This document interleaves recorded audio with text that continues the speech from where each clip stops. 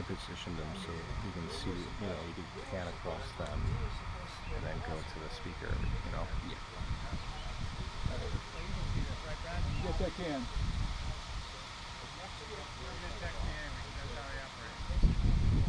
You might want to get that. Yeah, he will.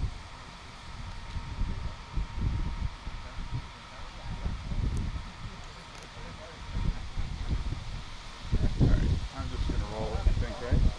Just about.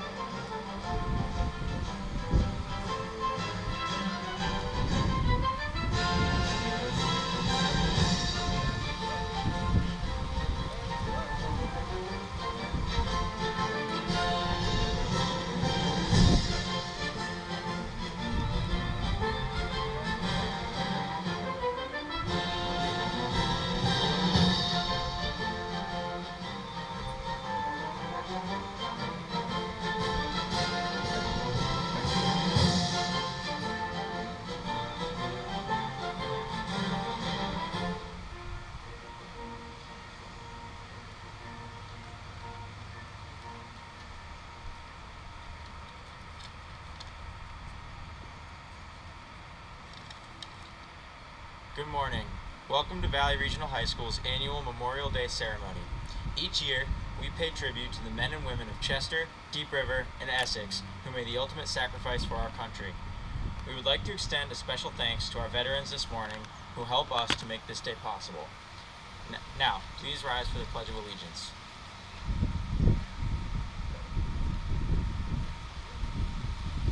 I pledge allegiance to the flag of the United States of America and to the republic for which it stands, one nation, under God, indivisible, and liberty and justice for all. And now, please remain standing for our national anthem.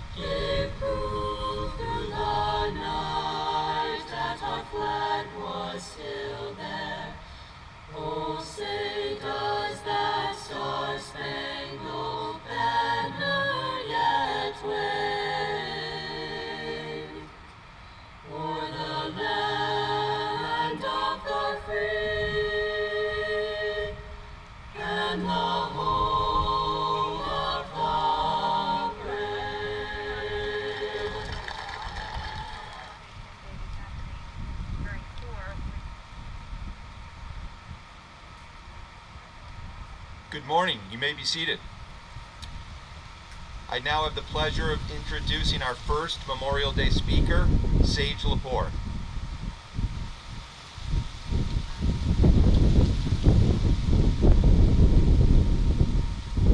Good morning.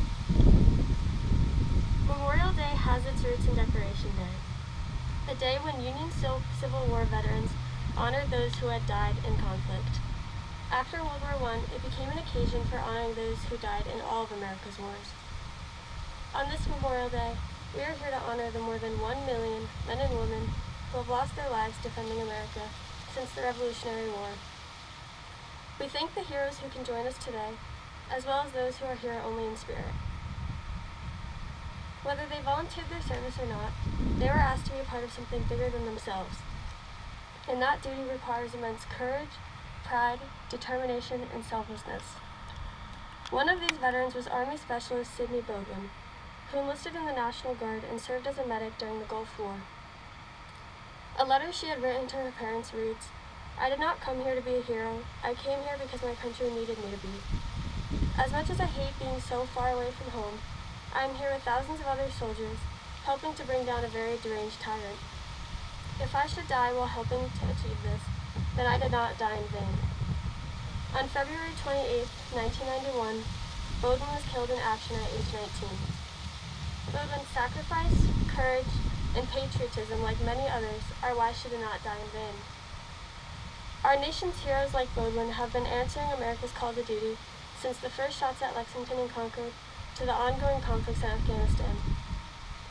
During that time, millions have sacrificed their lives, their families, and their freedom to defend our lives, our families, and our freedom. Franklin D. Roosevelt said, "Those who have long enjoyed such privileges as we enjoy forget in time that men have died to win them." While we enjoy our long weekend, we must remember where this freedom came from. We enjoy such liberties because it is a price our veterans have paid so that we can be here this morning. It is now our duty to never forget all that they have done to ensure our freedom. Without acknowledging their memory, it is people like Bowden and the price she paid for our freedom that will be forgotten in the future. While this gathering is small in comparison to the ultimate sacrifice these men and women have made, simply being here, remembering, and giving thanks is one way we can show our gratitude for the freedom this nation gives each and every one of us today. Thank you.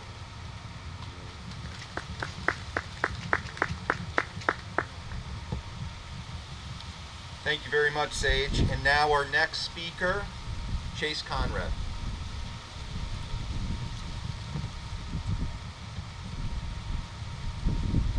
Good morning.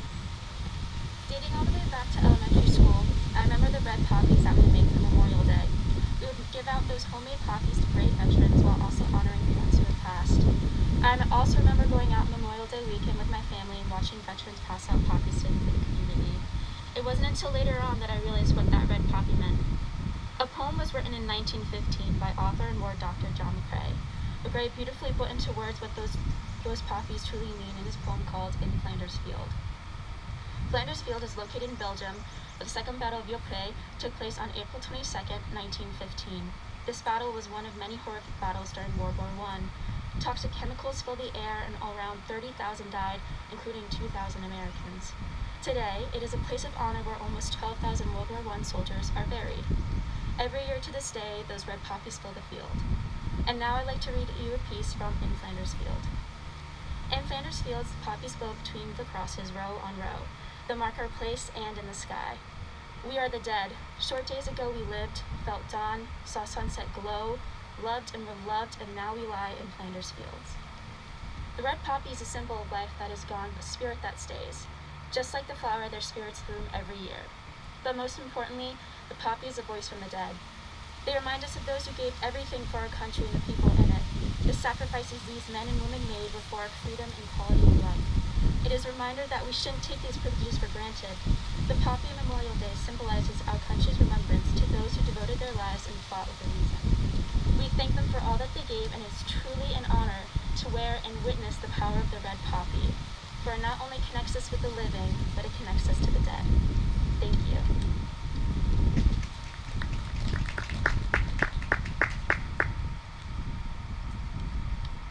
And thank you very much, Chase. We will now have the laying of the wreath and an honor guard salute. Leah Bargnese, NHS President, Libby Capp, Student Council President, and the American Legion members from Deep River.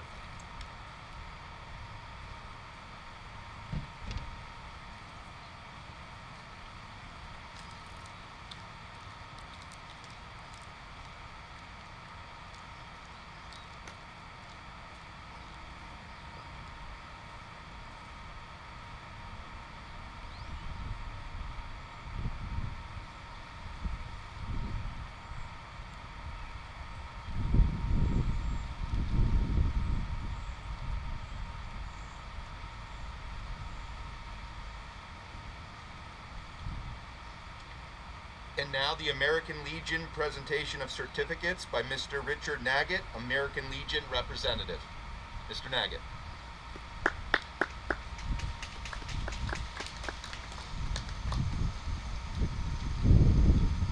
Several years ago, when I spoke to some of you students where you were at John Winthrop, I told you about how many World War II and Korean War veterans we are losing every day.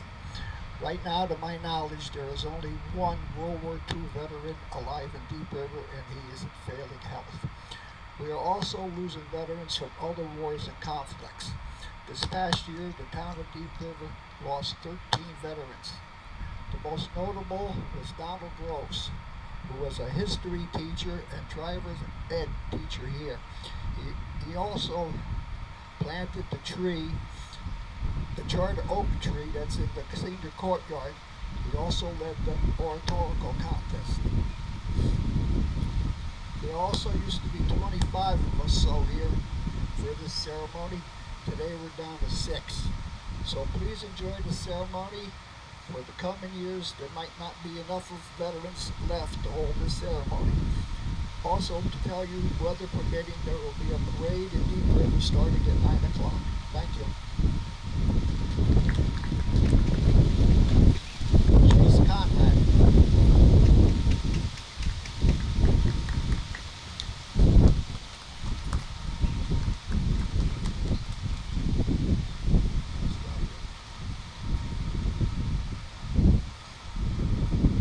Sage Lepore.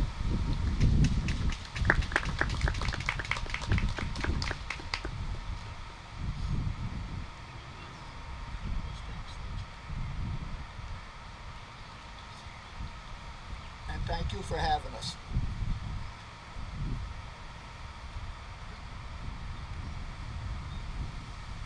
Thank you, Mr. Naggett. So this morning,